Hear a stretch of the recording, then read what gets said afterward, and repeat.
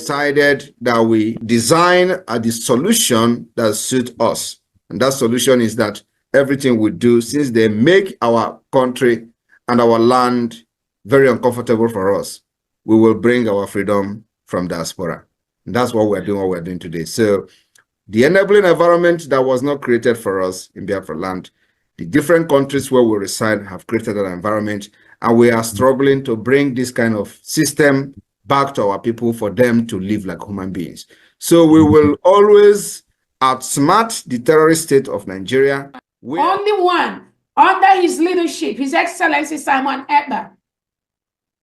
Anybody that is confusing anyone or telling you there is another, no, there is nothing. There's just one, recognized by His Excellency Simon Ekpa. And we can pray. Once he has that communication, Biafrans, we understand that Obato Obie does not take no crap from nobody. No matter who you are, you must respect that authority. That authority is the only thing that can protect all of us. But we thank God, somebody said this is a transition period. If these things does not happen, Biafrans will not know who is following our prime minister, who wants him to fail, who wants him to be out. So this moment is ordained to happen so that Biafrans will know who is who. Welcome, fellow Biafrans, lovers of freedom across the world. I welcome you to this amazing program. Thank you so much for joining us once again on this platform. I appreciate you wherever you are connecting from. Please like and share this program. And remember, this platform where you are watching this program is Biafra Exodus Hard Talk TV, a platform that stands with the United States of Biafra, under the command of our Prime Minister Mazi Simon Ekpa, and on the Supreme Command of Mazi Nandekano. Today, under the control of Deputy Prime Minister COS Dr. Ngozi Orabueze, we bring information from the right source, the United States of Biafra, the government of our Prime Minister Mazi Simon Ekpa. Wherever you are watching this program from, I urge you in the name of Chukwu Abiyama to like and share. Information is power. Remember, our Prime Minister encouraged us to engage in radical evangelism. Our Supreme Mazi Nandekano told us to carry everybody along. In doing that, you must help us to share this video.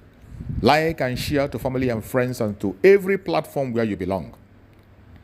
This information is important. The next hashtag tonight is Boko Haram. Boko Haram is actually trending for multiple reports of atrocities committed by this terrorist group.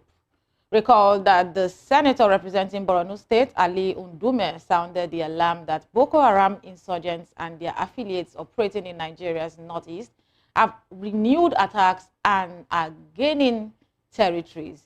He made this report over and over again, but it felt like much wasn't done, because if so much was done, we wouldn't be talking about it today. And on his part, the governor, Babagana Zulum of Borno State, also reiterated the warning that the jihadists have made a comeback into the state, and in a series of attacks in which they have seized control of territories from the military. This is quite sad and disheartening if the governor of the state is coming out to say that Boko Haram made a comeback in a series of attacks in a state that is being governed under a democratically elected governor, and in a country that is being led by a democratically elected president, saying that they have seized control of territories from the military. This is sad, because this is the same complaint the governor Mufwang of Plateau State has been talking about, the fact that a lot of territories in the state have been seized by these terrorists. But on the part of the President of the Federal Republic of Nigeria, in the year 2023, August precisely, the President listed security as one of his priorities for Nigerians among his government's 8-point agenda. I don't know if you can remember that, but the President actually focused on the fact that there is an 8-point agenda for his administration and talked about security being priority. But it's been 2 years. In his first 2 years, it is what reminding Mr. President that he is not close to meeting these targets. I mean, this is a target that is set for himself. assuring Nigerians that he is going to protect lives and properties of citizens, and highlighting the fact that security is a major problem, understanding this and saying that we are going to put in more effort, even though we can see reflection in the budget allocation for security. But no, it's not about the budget now. We need to start seeing results. It's the first 2 years, and Nigeria, the presidency, is not in any way close to meeting this target of saving and protecting the life of Nigerians. It's quite unfortunate that a lot of Nigerians are dying needlessly, both civilians and military, and this is where it's quite confusing, painful, and disheartening, because both civilian and military, we don't even know who to turn to. Everybody's just living every day as it comes, and whatever happens, we'll just move on to the next. And truly, the combined essence of government is to have a presence.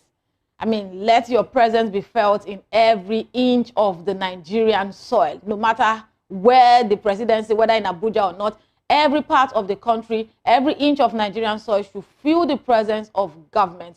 And in a situation where communities even get to pay, they're paying tolls to bandits. In Zamfara State, there are reports that citizens have to pay tolls to bandits. And there are other places in the North Central where these things actually happen, where people have to pay bandits to live and work in peace. It's quite heartbreaking, and it is a costly mistake for the government to even allow bandits to take territories in the first place.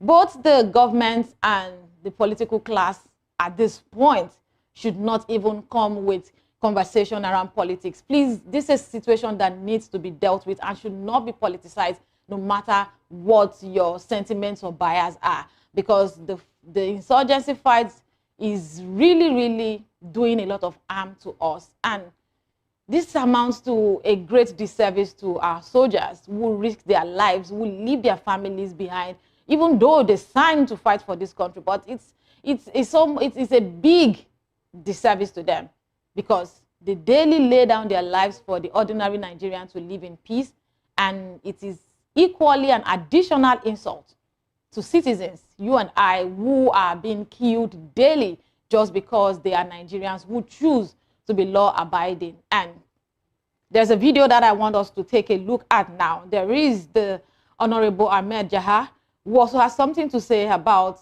Boko Haram. He's an honorable member of the House of Representatives. So let's take a listen.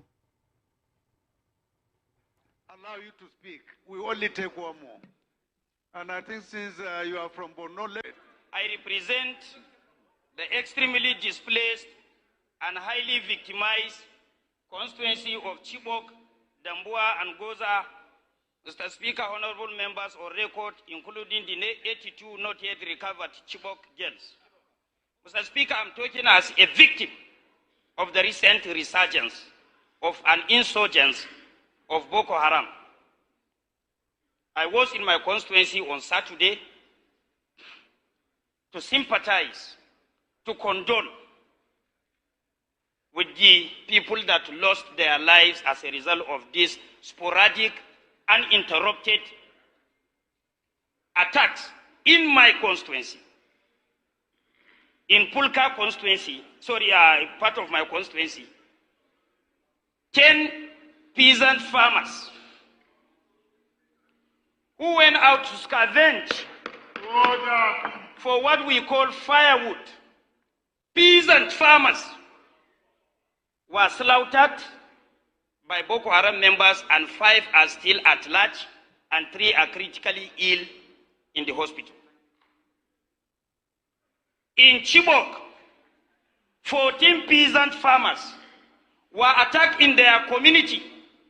In less than a blink of an eye, they reduced 14 people to 9. As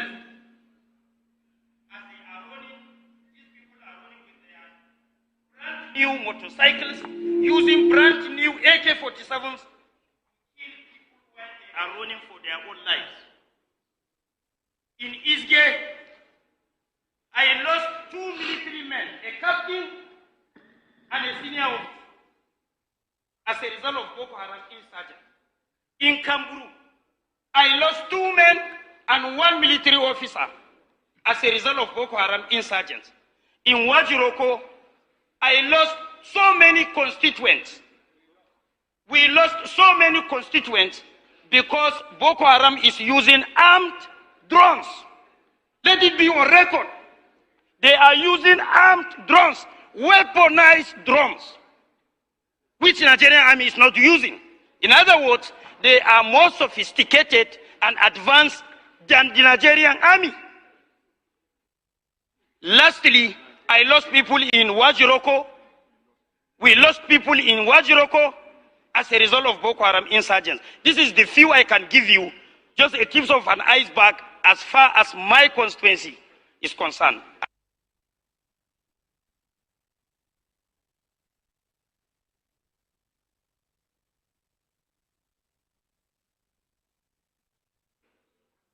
As far as my constituency is concerned, I observe one thing.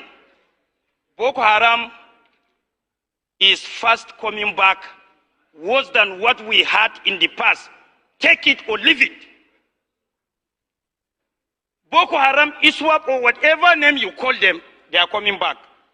Let us do something serious in order not to go back to our days when 22 local governments out of 27 local governments of Borno were occupied by Boko Haram. Secondly, Mr. Speaker, honorable members, we should be complacent.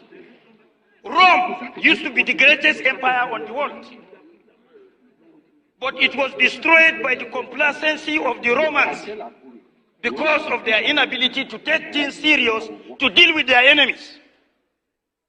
So as I'm speaking to you, personnel, there are no Nigerian army personnel. They don't have enough personnel to face these boys. That is the truth. They are committed. They are very strong in their own stand, but unfortunately they don't have enough personnel and equipment to face the Boko Haram. I have seen it. Nobody reported it to me because I went to my constituency on Saturday and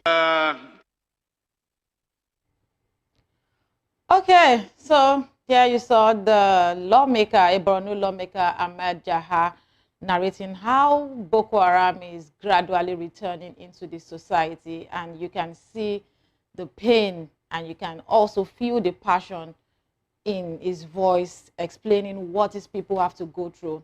He established the fact that a lot of these things have been ongoing and Nigerians might just lose it, comparing us with other countries in the world. But reports say that Boko Haram has snatched over 40 military tanks from military bases in the north. That is alarming.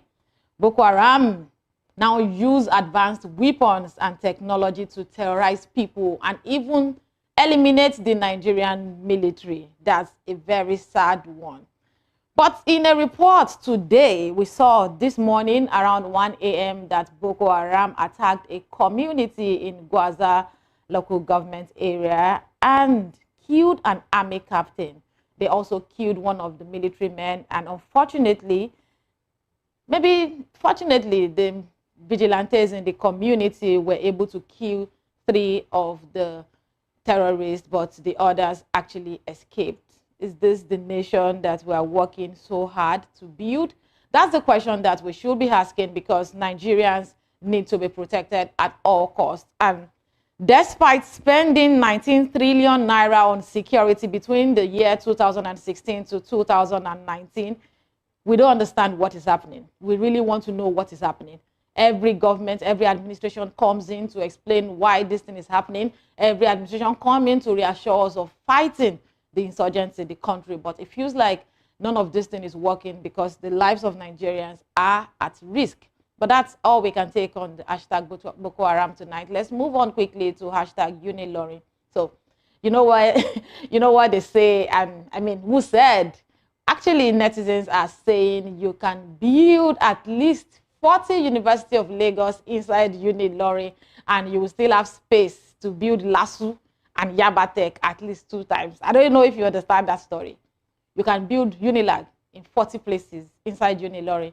Then there will still be enough space to add LASU and Yabatek at least 2 times. Well, that's the reason why Ilorin is trending. And according to eyewitness reports, they said that Ilorin has the largest landmass among all Nigerian universities, and followed by either OAU or FUTMINA, but that UNILAG is one of the smallest universities in Nigeria in terms of landmass of only 802 acres, while Ilorin is about 37,066 acres approximately.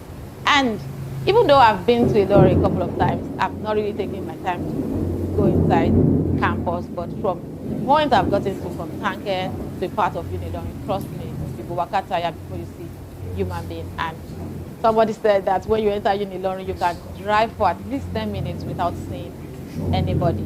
But in terms of development of landmass, a lot of people are saying that Obafemi Awolowo University Ile-Ife and FUTMINA arguably have the most developed landmass, while Ilorin has only developed about 5 to 10% of its total land. So if you have over 33 acres of land and you only develop 9 to 10%, then we can equally say that your landmass is just that 5 to 10%. But let's look at this video. It's just a long, boring video, but you really need to see where someone is driving into campus for about 5 minutes and he hasn't even seen anybody.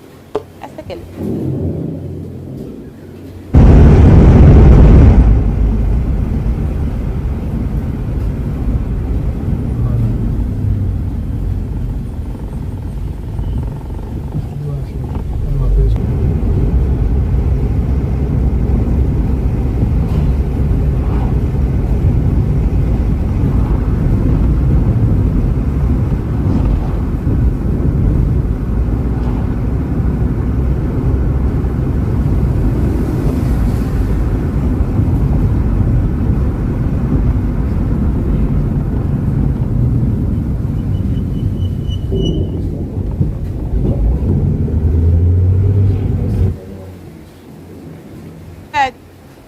Boring video. I have like 6 minutes of that video, just someone trying to access Ilorin from the main gate to the campus, and trust me, for about 6 minutes there was absolutely nothing, okay, maybe nothing interesting.